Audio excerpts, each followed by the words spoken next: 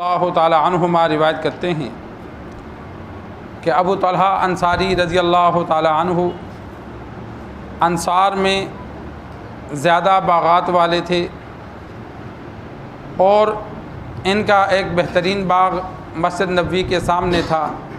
اس میں میٹھے پانی کا کنواں تھا، بئر ہا اسے کہتے تھے۔ سرکار دو عالم صلی اللہ علیہ وسلم اس باغ میں کبھی کبھی تشریف لے جاتے اور میٹھا پانی بھی نوش فرماتے۔ جب یہ آیت نازل ہوئی لن تنالوا البر حتى تنفقوا مما تحبون، اس وقت تک تم کامل نیکی حاصل نہیں کر سکتے جب تک وہ مال خرچ نہ کرو جو تمہیں پسند ہو۔ تو ابو طلحہ انصاری رضی اللہ تعالی عنہ سرکار دو عالم صلی اللہ علیہ وسلم کے پاس آئے اور عرض کی، یا رسول اللہ صلی اللہ علیہ وسلم، قرآن مجید فرقان حمید کی یہ آیت نازل ہوئی کہ ہرگز تم کامل نیکی حاصل نہیں کر سکتے جب تک وہ مال خرچ نہ کرو جو تمہیں پسند ہو۔ تو مجھے اپنے مالوں میں سب سے زیادہ پسندیدہ مال یہ بئر ہا ہے، تو میں اس کو اللہ اور اس کے رسول کے لیے صدقہ کرتا ہوں۔ مجھے امید ہے اللہ تبارک و تعالی اس پر مجھے اجر دے گا اور اس کو میرے لیے ذخیرہ بنائے گا۔ سرکار دو عالم صلی اللہ علیہ وسلم نے فرمایا، بہت خوب، یہ تو بہت نفع والا مال ہے، یا یہ فرمایا کہ مال تو جانے والی چیز ہے۔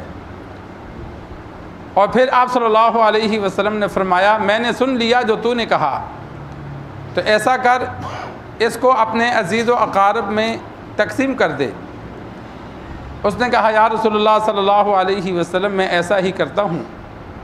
تو ابو طلحہ رضی اللہ تعالی عنہ نے اپنے رشتہ داروں میں اور اپنے چچا زاد میں اس باغ کو تقسیم کر دیا۔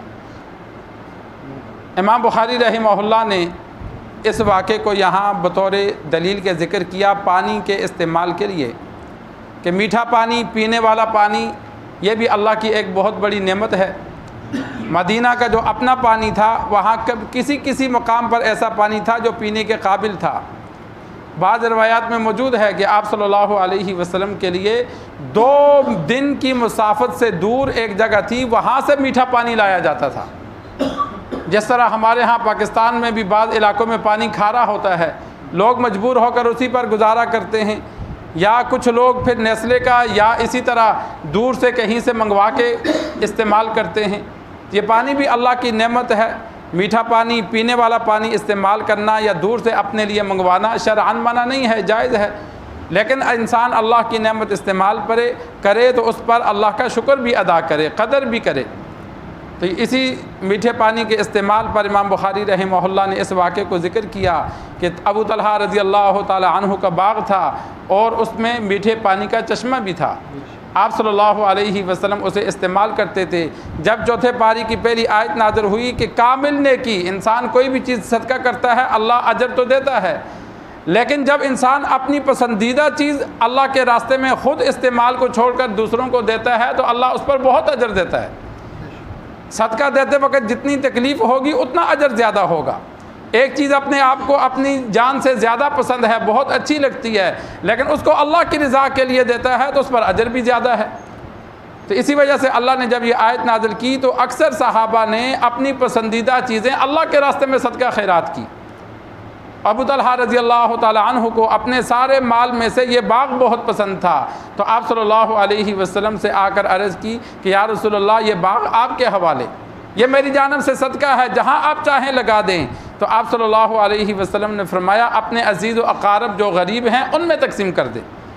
آپ صلی اللہ علیہ وسلم کو صحابہ صدقہ خیرات زکوٰۃ بھی لا کر دیتے تھے، اور اسی طرح ہدیہ بھی دیتے تھے۔ ہدیہ آپ صلی اللہ علیہ وسلم اپنی ذات کے لیے، اپنے گھر والوں کے لیے استعمال کرتے، اور صدقہ خیرات کا مال آپ صلی اللہ علیہ وسلم جو ضرورت مند ہوتا اسے دیتے۔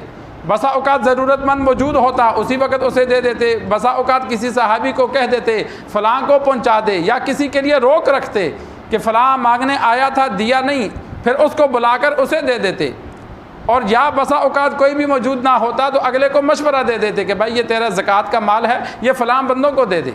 تو ابو طلحہ رضی اللہ تعالی عنہ کو بھی آپ صلی اللہ علیہ وسلم نے فرمایا، یہ باغ جو تو نے اللہ کے نام پہ وقف کیا ہے یہ اپنے عزیز و اقارب میں تقسیم کر دے۔